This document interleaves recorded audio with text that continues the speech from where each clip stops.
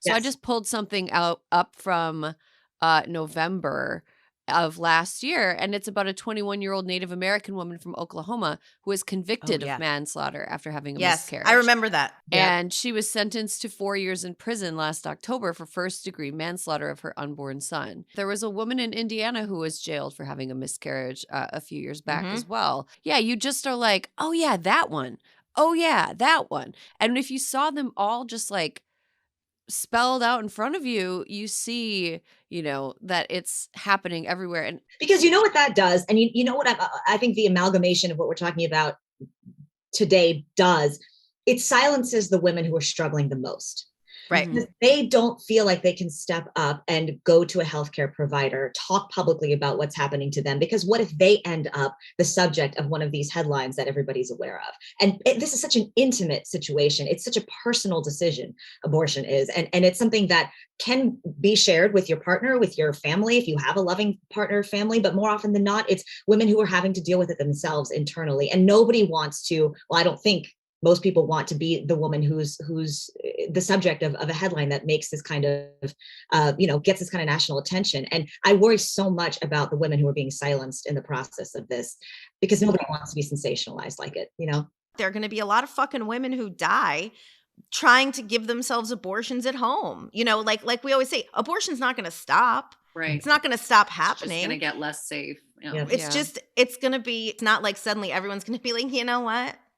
I have just decided that this is for me. I mean, it's like, it's trash. What's super frustrating here is that Republicans and conservatives clearly, they talk about motherhood as though it is like valuable, but they treat it like it's a punishment. So if it has value, treat it like it's valuable. As the state, we should treat motherhood and parenthood like it's valuable, because it does have if the state has an interest in people giving birth, which is the entire basis of all like legal challenges to abortion, or like legal restrictions to abortion.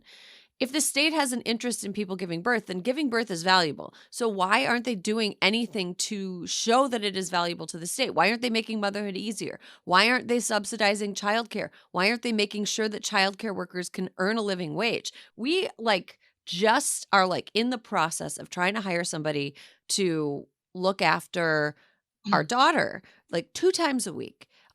There's bidding wars for childcare. There's 18-month waiting lists to get into daycare. And that's because people are leaving childcare as a profession.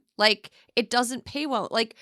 We are making motherhood, parenthood so unappealing to people who can't who aren't already high income, or who can't quote unquote afford it, that it's so now on top of it, you're making it legally requirable.